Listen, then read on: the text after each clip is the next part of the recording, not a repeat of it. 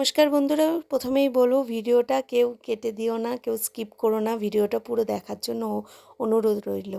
ভিডিওটার মধ্যে আহামরি কিছুই নেই, তবু কিছু কথা তোমাদের সাথে শেয়ার করবো, আর একটু দেখতে থাকো তোমরা।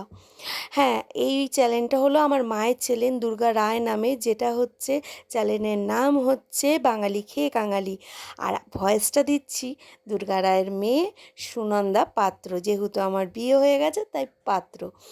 তো বেশি কথা না বলে এটাই বলার যে দেখছো তো ছোট ছোট ক্লিপ আমার মা নিয়েছে। আমার মা খুব শখ যে এরকম ব্লগিং করবে, ভিডিও করে ইউটিউবে আপলোড করবে। তো মা বুঝতে পারছিল না কোথা থেকে ভিডিও শুরু করবে, কোথায় শেষ করবে। তারপরেও মা আমাকে কিছু কিছু ক্লিপ বানিয়ে পাঠিয়েছে। একটা রেসিপিও ফুল আমি দেখাইনি, যাই হোক আমি যেটা তোমাদেরকে বলবো।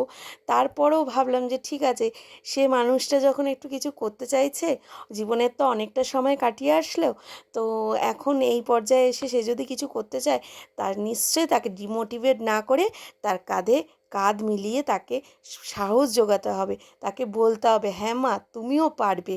তো আমি সেই মেয়ে যে মায়ের পাশে থেকে মায়ের কাঁধে কাঁধ মিলিয়ে মাকে সাহস জোগাচ্ছি। হ্যাঁ, হয়তো ভিডিওটার মধ্যে সেরম দেখানোর কিছু নেই। এখানে মা আজকে রান্না করেছিল ফুলকপি আলু দিয়ে কাতলা মাছের ঝোল, আর করেছিল লাউ ঘন্ট। সেটাই মা শেয়ার করেছে। দেখো এখানে আঙুলের কিছুটা ছাপও তোমরা দেখতে পাচ্ছ। তো কিছু করার নেই। প্রথম প্রথম মা ভিডিও করার চেষ্টা করছে। তো তোমাদের কাছে একটাই রিকোয়েস্ট থাকবে, একটু আমার মাকে সবাই ভালোবাসা দিও। আমার মা অনেকটা আশা নিয়ে ভিডিও বানাচ্ছে, জানি না কতটা সাকসেস হতে পারবে। তবুও তোমাদের কাছে অনুরোধ রইল আমার মায়ের ভিডিওগুলো দেখার জন্য। আর যারা যারা দেখছো ভালোবাসা দিচ্ছ তাদেরকে অসংখ্য ধন্যবাদ। সত্যি আমার মা কিন্তু বারবার কমেন্টগুলো দেখায়, তোমরা কে কী কমেন্ট করছো। হ্যাঁ, তো খুব ভালো লাগছে, আমিও চেষ্টা করি মায়ের পাশে থাকার। তো আজকে দেখতেই পাচ্ছ আমার মা কিন্তু দারুণ রান্না করে।